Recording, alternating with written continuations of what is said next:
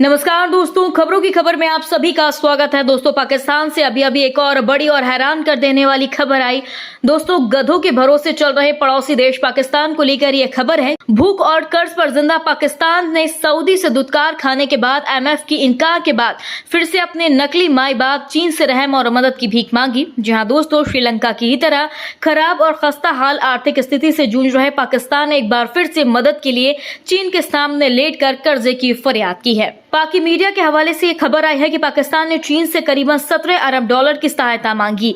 इसके लिए पाकिस्तान की ओर से शुक्रवार को फिर से चीन से सिपेक के तहत कुल 2100 मेगावाट की 3 बिजली उत्पादक परियोजनाओं पर निर्माण कार्य शुरू करने का अनुरोध कर चीनी फंड के लिए 7 बुनियादी ढांचा योजनाओं का प्रस्ताव रखा गया, जिसे पाक इस्लामाबाद का सबसे सटीक कदम बता रहा है। दोस्तों, चीन पाकिस्तान आर्थिक गलियारे CPI के तहत पहले फेज का और विस्तार करने की कोशिश कर गिरती अर्थव्यवस्था सुधारने की बात कही जा रही है, पर यह पाक के गुलाम बनने की पहली सीढ़ी बताई जा रही है। दोस्तों, विस्तारवादी चीन पाकिस्तान से 4 सड़कों और पुल परियोजनाओं के अलावा डायमर बादशाह बांध, हैदराबाद सुक्कुर मोटरवे और पाकिस्तान रेलवे की मॉनलाइन 1 परियोजना को वित्त पोषित करने का अनुरोध कर चुका है, जो चीन पहले से ही चाहता था और अब पाक खुद इसकी मंजूरी ही दे रहा है। दोस्तों, आपको बता दें, ट्रिब्यून की रिपोर्ट के मुताबिक पाकिस्तान की ओर से प्रस्ताव में जिन 9 ऊर्जा और बुनियादी ढांचा परियोजनाओं को रखा गया, जिसमें 17 अरब डॉलर से ज्यादा की योजनाएं हैं, इनमें ऊर्जा योजनाओं की 4.5 अरब डॉलर की लागत भी शामिल है।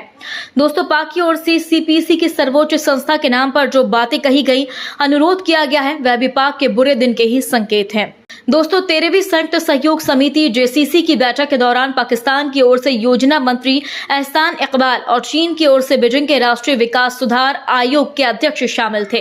दोस्तों, पाक मंत्री इकबाल ने बैठक के बाद कहा, हम इस साल 2100 मेगावाट की क्षमता वाली 3 ऊर्जा परियोजनाओं को शुरू करने पर सहमत हुए हैं। इन परियोजनाओं में आजाद पाटन बिजली परियोजना, कोहाला जल विद्युत परियोजना, ग्वादर कोयला आधारित बिजली संयंत्र शामिल है और वहीं 2 जल विद्युत परियोजनाएं अगले 6 वर्षों में चालू हो जाएंगी, इसका भी खुलासा किया गया।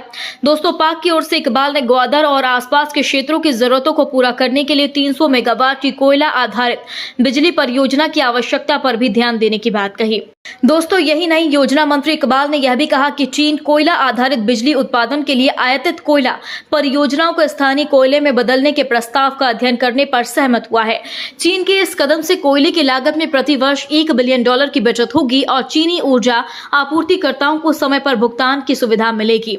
दोस्तों, इकबाल ने आगे बताया कि चीन का राष्ट्रीय ऊर्जा प्रशासन परियोजना निर्माण चरणों के दौरान बिजली के नुकसान को कम करने और नियमित ऊर्जा को कुशलतापूर्वक हरित ऊर्जा में परिवर्तित करने के लिए सिफारिशें तैयार करने के लिए पाकिस्तान का दौरा करेगा। दोस्तों, आपको बता दें कि पाकिस्तान ने चीनी वित्त पोषण के लिए 7 बुनियादी ढांचा परियोजनाओं का भी प्रस्ताव रखा, जिसमें CPEC की 6.7 बिलियन डॉलर की मेनलाइन 1 परियोजना भी शामिल है।